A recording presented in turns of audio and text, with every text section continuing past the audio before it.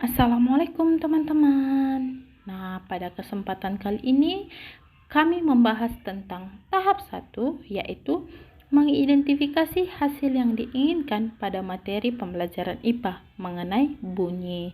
Nah, kami dari kelompok 2 izinkan kami untuk memperkenalkan diri terlebih dahulu. Ada Emrina Anggi Siregar, Fitri Adayanti Bruginting, Selvia Damayanti, Suti Lestari Manalu, dan Wina Romadona.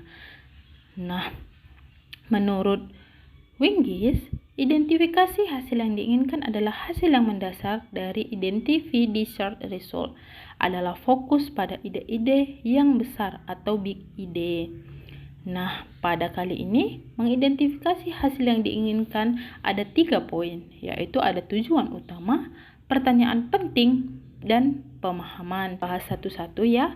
Di tujuan utama, guru menentukan tujuan atau ide besar yang ingin dicapai dalam proses pembelajaran. Yang kedua, pertanyaan penting, yaitu setelah guru menentukan tujuan yang ingin dicapaikan, maka guru mulai menentukan pertanyaan-pertanyaan yang mendorong siswa dalam memahami, menyelidiki, dan terjadinya transfer belajar. Yang ketiga yaitu pemahaman, guru menentukan pemahaman spesifik yang ingin dicapai. Nah, kami mengambil dalam pembelajaran IPA tujuannya yaitu siswa dapat menjelaskan pengertian dari bunyi dan syarat terdengarnya bunyi. Yang kedua, siswa dapat menjelaskan bahwa dalam perambatan bunyi memerlukan medium. Yang ketiga, ada ultrasonik.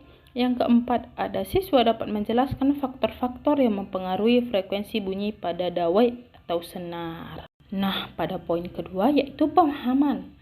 Bunyi adalah gelombang latitudinal yang merambat melalui medium. Yang kedua, yaitu bunyi dihasilkan oleh benda yang bergetar. Yang ketiga, bunyi memerlukan medium untuk merambat. Zat padat, zat cair adalah medium perambatan bunyi. Di ruangan hampa, bunyi tidak dapat merambat. Nah, pada yang keempat, yaitu bunyi memerlukan waktu untuk merambat dalam jarak tertentu. Semakin jauh jarak pendengaran dari bunyi, maka semakin lama juga waktu yang ditempuh bunyi untuk merambat. Nah, yang kelima, frekuensi adalah banyaknya jumlah getaran per detik. Yang keenam, frekuensi mempengaruhi tinggi rendahnya suatu bunyi. Semakin banyak jumlah getaran per detik, maka bunyi yang dihasilkan juga semakin tinggi.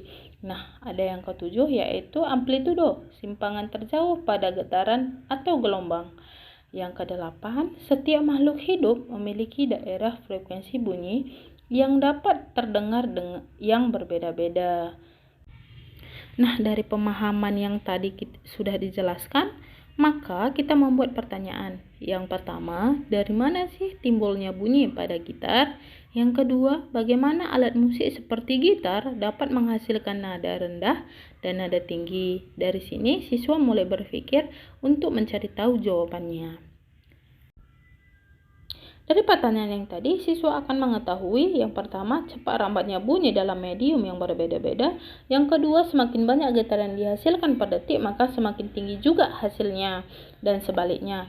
Yang ketiga, terdapat 3 daerah frekuensi yaitu infrasonik, audiosonik, dan ultrasonik.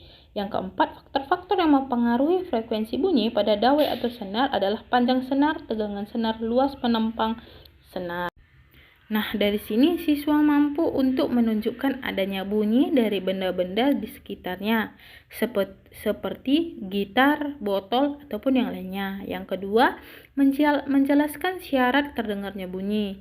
Yang ketiga, yaitu mempengaruhi frekuensi bunyi pada dawai atau senar. Sekian presentasi dari kelompok 2. Jika ada yang salah, kami meminta maaf. Assalamualaikum warahmatullahi wabarakatuh, teman-teman.